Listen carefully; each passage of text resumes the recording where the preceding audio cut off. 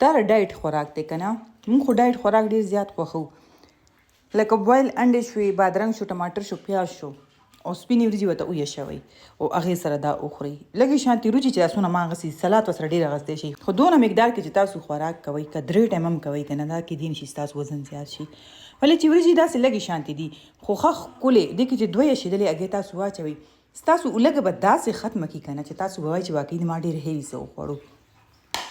او کور واله داسې ورکوئ، هغوی خو ډایټ نه کوي که نه، هغوی به داسې خوري او ډایټ چې څوک کوي به داسې خوري، او چې څوک یې بیخي نه کوي به داسې پراټې خوري د غوړو ډکې. یو کس ناشته پرته ده او دې سره بس بیا کاوه ماوس کوي، کاوه چې ورسره جوړه کوي هغه لا بیسته ده. ورکوټې خبرې دي، ورکوټې ټپس دي که نه چې موږ یې خیال کوو نو وزن کمیږي. او کیره مطلب بادرنګ چې دا بدرنګ ورته وایي، کیره دا دومره ښه شی دی که نه. تاسو د ورځې چې 15 خوړی شي، 6 خوړی شي، 8 خوړی شي، 10 خوړی شي، چې څومره زیات وخورئ که نه ستاسو وزن نه سیوا کېږي، ستاسو کمزوري ورکېږي، ستاسو جسم کې اوبه چې مقدار کم دی پوره کېږي. نو دې ته وایي ډایټ.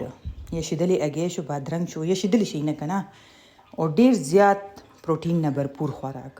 دغه شانتې غوښې ځان ته ویشوئ وخورئ. اوس ما ټولو له ورکې چا پې ماسته واچول، چا پې اچار واچول، لکه دا د ورځې ټایم دی که نه، چا داسې سلاد سره وخوړي، خپله خپله خوښئ.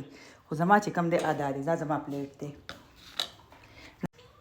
بس دا ساده وریجې یشوئ او د ګرمۍ زه وایم چې لایټ خوراک کې دا خوراک راځي.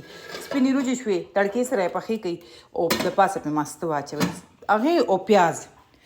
زه وایم چې دې نه بهترین خوراک بل شته نه که نه. زما خو دومره زیات خوښ دی چې ستاسو به خوښ یو که نه، خو زما زه وایم ډیلی بیسس باندې اوړي کې دا جوړېږي، ورسره شملې جوړې کوي، پرېږدئ دا د مسالې والا کټوۍ روټۍ. بس موږ هم په دې کې زندګي دغه کړې چې بس کټوۍ روټۍ او مساله دا به خورو واچو ځان ته.